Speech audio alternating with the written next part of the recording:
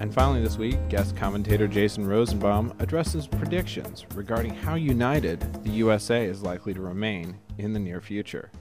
If a Russian professor is correct, the Show-Me state faces a nightmarish occupation in the near future at the hands of an evil empire.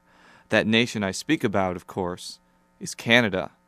Igor Panarian, a former KGB analyst turned academic, made news a few months ago when he foresaw the imminent disintegration of the United States. Panarian predicted economic upheaval, massive amounts of immigration, and social strife will send blocks of states under the control of other countries by 2010. As part of the newly minted Central North American Republic, Missouri will follow a raft of Midwestern states into the syrupy arms of Canada.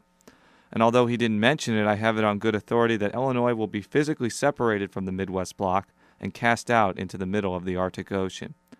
Perhaps Missouri's fusion with Canada will spur a languishing hockey team to relocate to Kansas City, giving the Sprint Center a long-desired tenant. But Panarian's prediction is perhaps best interpreted as a jackknife juggernaut's humorous revenge fantasy. If anybody knows about country disintegration, it's Russians. Of course, economic news these days seems to be reaching apocalyptic levels. That's especially the case when hundreds of thousands of people are out of work and the stock market continues to tumble. And in Ohio, for instance, it was reported that hundreds of people applied for a single janitorial position. Times are tough, but fiduciary doldrums are not a foreign concept in American history. The country experienced grave economic times in the late 1910s, the 1930s, and part of the 1970s.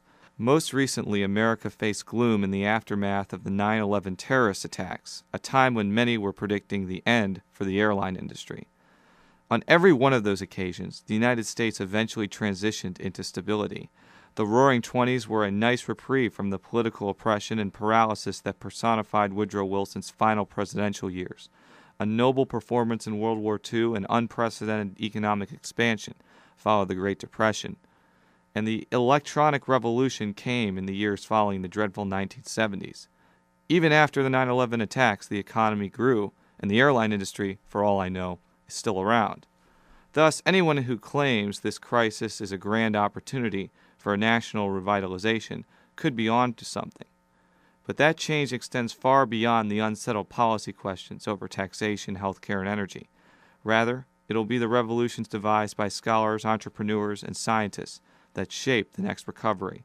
Who knows? Maybe fantastical technological advancements are near.